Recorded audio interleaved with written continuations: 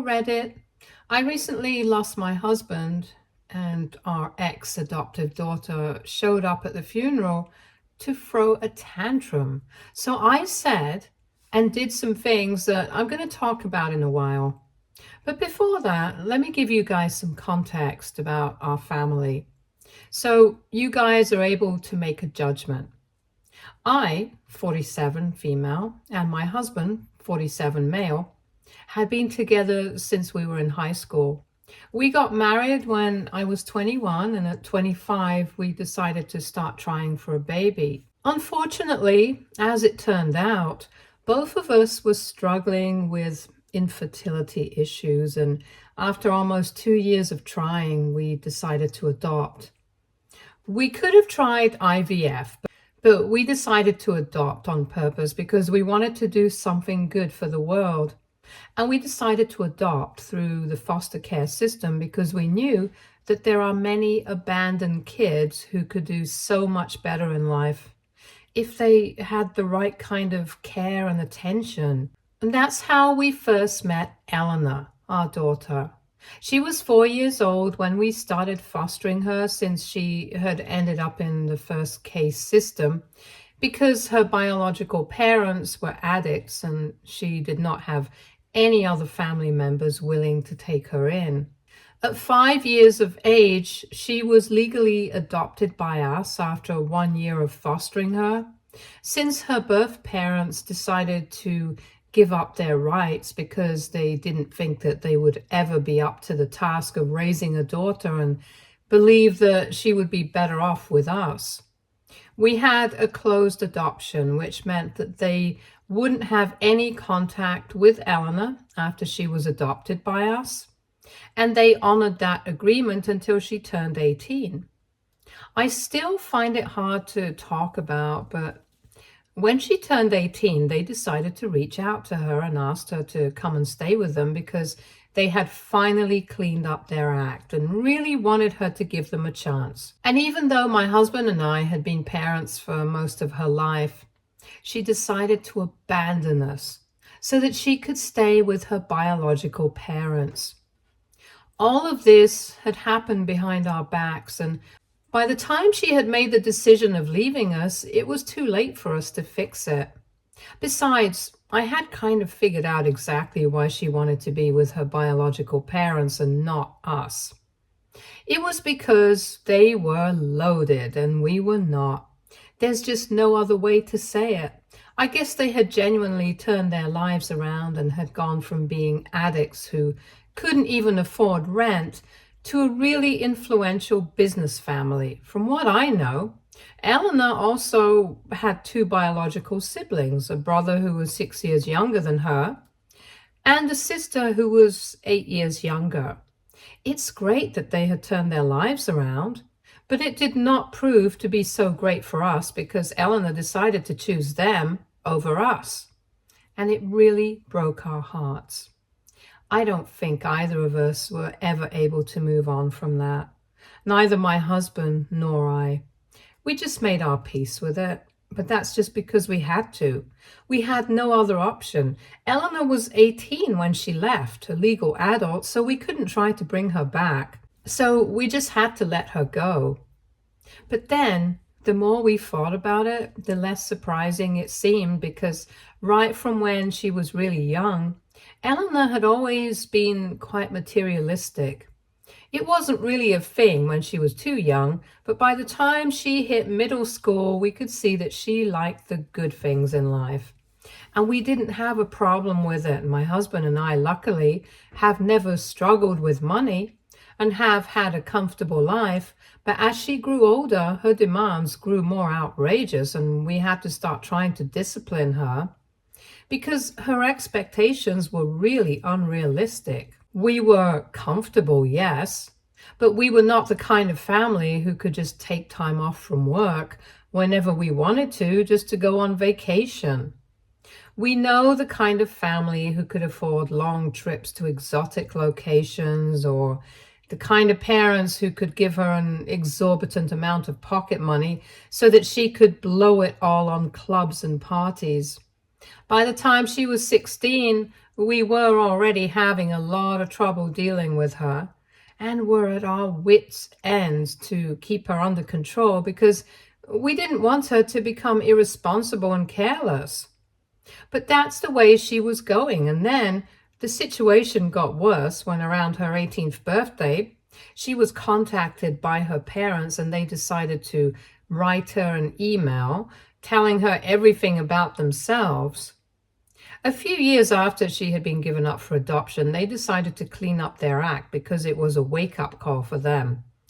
The fact that they literally had to give up their baby because they couldn't take care of her. Their families had cut them off, so their friends and a couple of well-wishers arranged for them to start again. It was really difficult for them in the beginning because they were not exactly ideal candidates for any job. But they managed to turn it around, and by the time they were pregnant with their second child, both of them had stable jobs and a decent income. And around the time that their third child was on the way, they had started their own business, dealing in kitchen supplies. With time, they just kept growing, and finally, 14 years after they had given her up for adoption, they decided to reach out to her on her 18th birthday to tell her that they wanted her back in their lives and to give their family a shot again. They had thought about it a lot and were not sure if it would be the right move to make because they didn't want to disrupt her life as it was. They also had to think about the fact that theirs was a closed adoption and they were legally not allowed to get in touch with her without her consent, unless she tried to seek them out and reach out to them first. But they couldn't wait for that to happen, so they had to pull a lot of strings to find out more about Elena just so that they could speak to her. The sad part was that instead of telling us about the email, Elena decided to start meeting them behind our backs and began to build a relationship with her biological parents without us knowing. That's how she was able to find out how rich they were. And 4 months after her birthday, they decided that she was going to move in with them and try to become part of their family. I still remember it as clear as if it was yesterday, the day that she decided to tell me and my husband that she had made up her mind, that she was going to go back to her birth family and give them a chance. I distinctly remember how shocked we were when she made us read that email she had been sent by them on her birthday because we had never seen this coming, and she had completely chosen to ignore our shock and disappointment and told us that she had been spending a lot of time with them while she had been telling us that she was going out with her friends. And she had realized that they were a better fit for her than we were, and there was a reason that she had been originally born into their family and not ours. So now she would like to fix that. She told us never to contact her again because she wanted to give this a real shot, and she wouldn't be able to if we kept trying to get in touch with her. She wanted to completely move on from her past and start a new life with her actual parents. And within the next couple of days, she had packed up her things and was gone. We didn't think about any legal recourse because it was pointless, even though we could have done something about the fact that Elena's whereabouts had been revealed to her birth parents without consent. The bottom line was that she was gone now and we couldn't do anything about it. It was not until later on that we stalked her on social media, spoke to a couple of her old friends, and then we found out that her birth family was extremely rich. And that's why she was with them right now. She was living the life that we had denied her in the name of discipline. She was partying every weekend, going off on trips with her close friends, and just doing every irresponsible thing that we didn't think was good for her. That was when we realized that we had pretty much just wasted 14 years of our life raising Elena and trying to do our best as parents, when in reality she was more interested in having money than us. It was really hurtful, but it was the truth. So we eventually had to come to terms with it. Almost 8 years have passed since then, and it was really hard for us, but we managed to make our peace with it and move on with our lives. That doesn't mean that we didn't miss her anymore all of a sudden, but we just knew that she didn't want us in her life, and after what she had done, I think it was for the best that we stopped wishing for her to come back as well, because things could never be fixed after this. And then 3 years ago, my husband was diagnosed with liver cancer. I tried my best to help him survive. But unfortunately, after a while, the treatments stopped proving to be effective, and about a week ago, we lost him. Everyone knew him and knew that he had been suffering, and I find it unlikely that Elena had absolutely no idea, because she was in touch with a couple of friends from school. And they definitely knew about my husband's disease, since their parents and sometimes even her old friends had reached out to me to offer condolences and support. So I knew that Elena must have found out, but didn't bother to contact us, which was quite disappointing. But thankfully, I didn't have enough time to worry about it at the time. Anyway, a couple of days after he passed away, we organized his funeral, and finally, Elena showed up after 8 long years. Sadly enough, it was not for the purpose that you guys think. She was only here to demand her share of the inheritance and not to pay her last respects. I was surprised that she had even shown up. But my husband had thought about it, and he had even planned for this particular scenario and had left her a letter. I will get to the contents of the letter in a while, but before that, I need to tell you guys exactly how she showed up at the funeral so that you guys know how inappropriate and outrageous it was. She was wearing all black and stuff, and that was not the problem. The problem was that she had brought along a lawyer with her to fight with me at the funeral, because she thought that I was going to keep my husband's money and property for myself. When she came to talk to me and offered her condolences, I told her that I would speak to her later, because I knew that she was building up to something.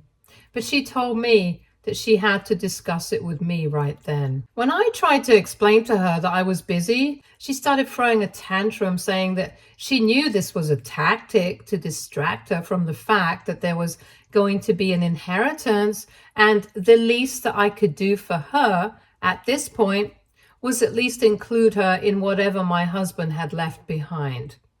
She was being really loud and annoying, so I decided to hand her that letter right then and there, because that's what it had been left for. Now, coming to the contents of the letter, my husband had the foresight to know that Elena would probably try to pull something like this. So in the letter that he had left, he had made it very clear that in his will, he had left every single penny to me, and all his property was going to be left to me as well. And he hadn't mentioned any names, but he had said that anybody who had not been involved in his life in the past couple of years after he fell sick, they had no right to demand anything at all. And he owed them absolutely nothing. She made her lawyer read that as well, and he did not look happy, since in addition to his will, this letter in his own handwriting also reinforced everything that has been decided in his official will. And I was pretty satisfied with their immediate reaction. You see, 8 years had passed since Elena had left us to be with her family, and a lot had changed in those years. My husband and I had taken over a branch of his uncle's business when he decided to expand and start something in our city as well. So we were handling that, and it was quite profitable, so we had made a lot of money. Granted, we had spent quite a lot of money on his treatments as well, but even then we were left with quite a lot. Our lifestyle had improved in the past couple of years, and we had been living well. And I guess Elena is like a bloodhound at this point. She can just sniff out who has money and come to them to demand her share. That's what she did with her biological parents, and now she intended on doing that with us. Any lawyer worth his salt probably would have known that in Elena's situation, She had no right to be demanding anything from us, especially since she was 26, and for the past 8 years, she has had absolutely no contact with us. I don't even know what that guy was thinking coming along with her, but I knew that that letter had dashed all her hopes of getting anything out of us. After reading the letter a couple of times, she immediately started sobbing, and I don't mean the quiet kind of weeping while looking down at the floor. She literally started howling and threw herself onto me to give me a hug so that she could cry on my shoulder. She started apologizing really loudly about everything that she had put us through in the past, saying that she had been ungrateful and that she had learned her lesson, but now all she wanted was to be there with me. She kept telling me how sorry she was that she hadn't visited in the past 8 years and hadn't even bothered to speak to her father, even after finding out that he was sick. She just kept apologizing for everything, but at that point, it was too little and much too late. Besides, I was disgusted by the fact that she had gone from throwing a tantrum for the sake of the inheritance to pretending to be sad about my husband's demise within a couple of seconds, as soon as she found out that we didn't want anything to do with her anymore. I felt like it was all an act that she was putting up, so she could mourn with me and show me how sorry she was, so I would cut her some slack and take her back. I didn't know exactly what was going on in her life, but I knew that she was in some sort of trouble, because otherwise I didn't think that she would come back here, especially not with the purpose to demand her share of the inheritance, given that her biological parents were pretty well off. I had realized all these things while she had been reading together, so when she had been crying on my shoulder, I was so disgusted that I threw her off within a couple of seconds, and she was shocked that I had shoved her. I then told her to stay away as loudly as I could, because at that point, I really didn't care about my volume. I was so upset. I told her that I did not want her in my house anymore, and that she was making a mockery out of my husband's funeral with her antics. I told her that this was not the place or the time for her to be putting up a show, and that I wanted her to leave. She made the mistake of trying to tell me that she was here as family, so I literally laughed out loud. And I told her that families are usually formed by either relation of blood or by relations of love, and she had never been related to us by blood, but in the beginning we had at least loved each other like a family does. But 8 years ago, when she left to stay with her biological family and abandoned us because we were not as well off as them, she cleared that misconception for us as well. So no, she was not our family at all, and I wanted her to go away. After I yelled at her, she finally left, and people started trying to comfort me because I was obviously very upset. For the rest of the day, I just got the funeral over with, and then I was too emotionally and physically exhausted to think about anything else, so I just crashed.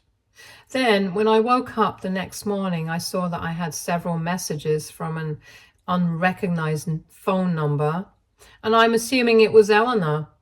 How she had been able to find my contact, I don't know, but anyway, I was right about her going through a tough spot.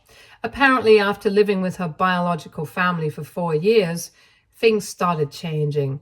They had been quite supportive of her lifestyle in the beginning, but after that, they started getting annoyed with her for spending way too much money.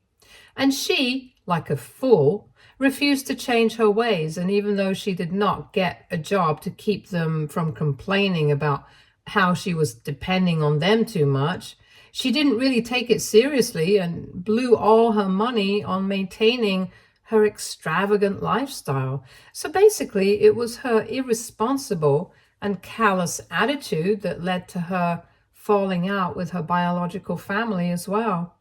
About 4 years ago, they finally told her they couldn't support her anymore because it was clear that she was planning on mooching off of them for the rest of her life, and they didn't think that it was fair because even though she had come back to spend time with them and build a relationship with them, she was so busy trying to show off for the world that she had barely spent any actual time with them. So they wanted her to move out, get her own place, and start living separately.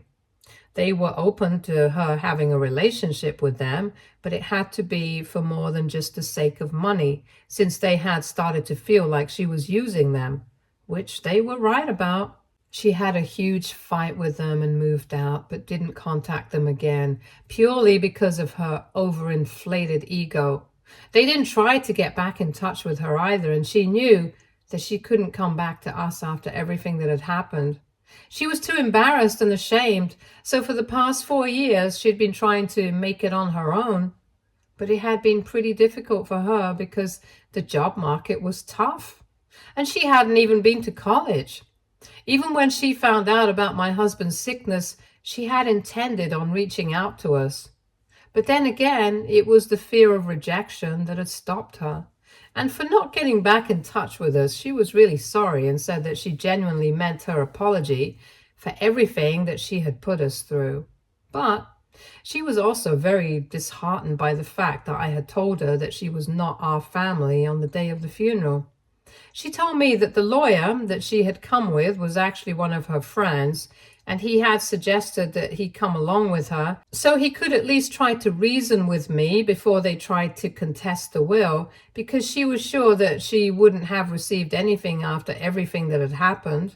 However, now, after she had spoken to me and been there for her dad's funeral, she didn't want any part of the inheritance anymore, but she just wanted me to forgive her and take back what I said about her not being my family.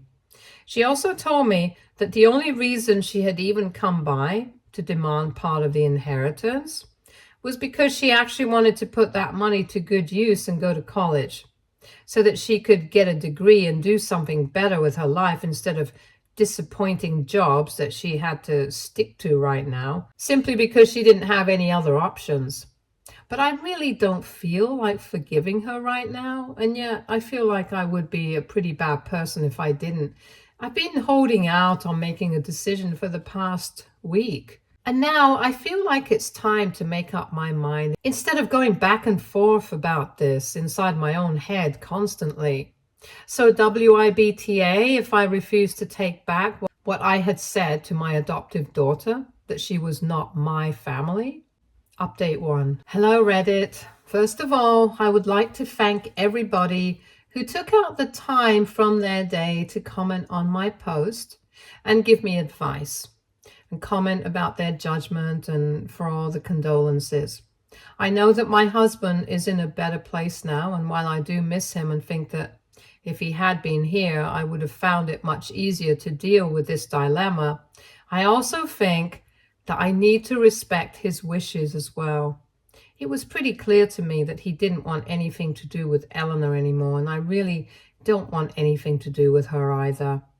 I had become quite emotional since she had returned so suddenly, and on top of that, I was also coping with the loss of my husband. So I wasn't thinking straight, but I don't think Elena deserves to be forgiven.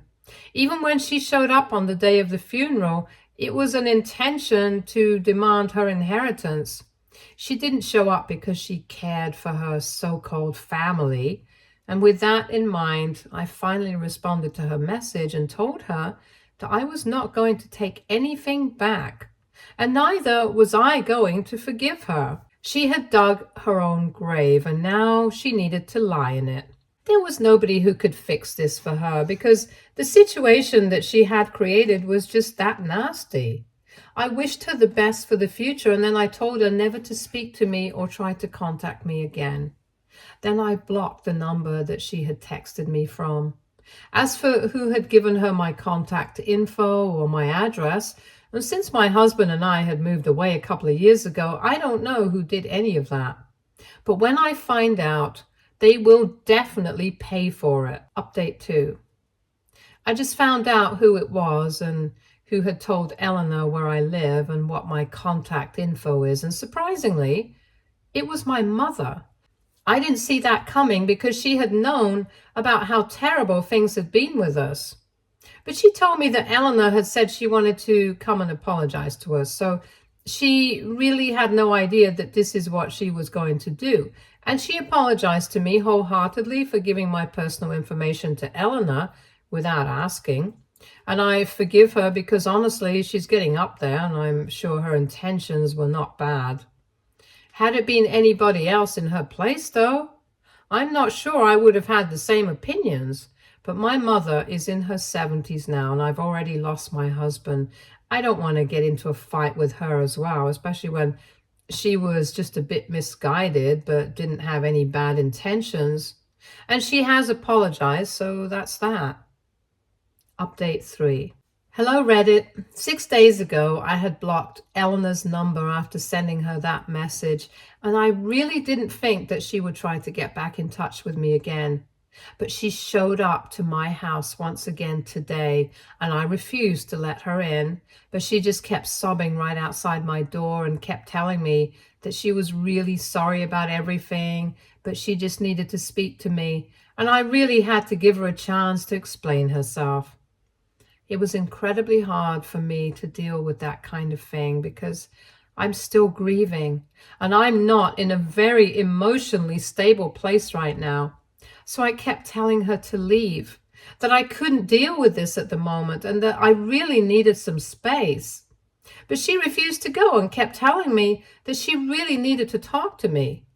I would have called the cops on the normal circumstances, but she was sobbing so hard that I couldn't find it in me to do it. It might sound strange, but even though she is a grown woman now, all I could hear was that little kid whom we had brought home who would cry at almost everything. So I ended up opening the door to let her in. It took a few minutes to compose herself, but once she did, she immediately started apologizing to me for everything once again. So I had to cut her off and told her that the only reason I had brought her in is so that she could stop crying and that I could tell her that I could not process or accept her apology right now. A lot has happened and everything has changed, so accepting her back into my life is not going to be a piece of cake. And she needed to realize that whatever had happened in the past 8 years, I couldn't just forget it because she had apologized for it. So she really needed to give me my space, especially when I was already dealing with something so big right now, the loss of my husband. That man was the love of my life, and he's gone now. And I need to cope with my emotions regarding that first, and only then can I even think about her. I explained that to her as politely as I could, and after a few minutes of silence, she told me that she understood and that she would be waiting for me to contact her. She scribbled her contact info on a notepad and told me that she was going to leave me alone now that she was still very sorry about everything, and she was even sorry about behaving like that. And then she finally left. I don't know if I'm going to be using that contact info to get in touch with her anytime soon, but I'm glad that both of us got the closure that we kind of need. So I really don't regret inviting her in so that I could speak to her and get this out of the way. Update 4. Hi, Reddit. 5 months have passed since I lost my husband, and slowly but surely I've been trying to get my life back to normal. Although I'm not sure what normal means anymore, because for me, a normal life always included my husband's comforting presence. Now that he's not here, I'm just getting used to doing everything that I used to do before, just without him. It's nice that I have my work and his uncle's business to handle here, since he and I used to work together. I have to do it all on my own now, so at least that keeps me occupied. The rest of the time I try to fill it by keeping in touch with my family and friends, but most of the time I just stick to television and books. It hasn't been easy, but I'm getting used to it now. Now, the million-dollar question, did I reach out to Elena or did she reach out to me? Well, for better or for worse, I haven't reached out to her yet. And she has respected whatever I had said to her during our last waiting and hasn't reached out to me either. So we are sticking to our no contact agreement at the moment. Maybe someday in the future we will be able to figure it out and I'll be able to forgive her. But right now, I'm not in the place to do that. And that's okay. I just want to focus on my own life. Stay tuned for more stories from Argo Relationships.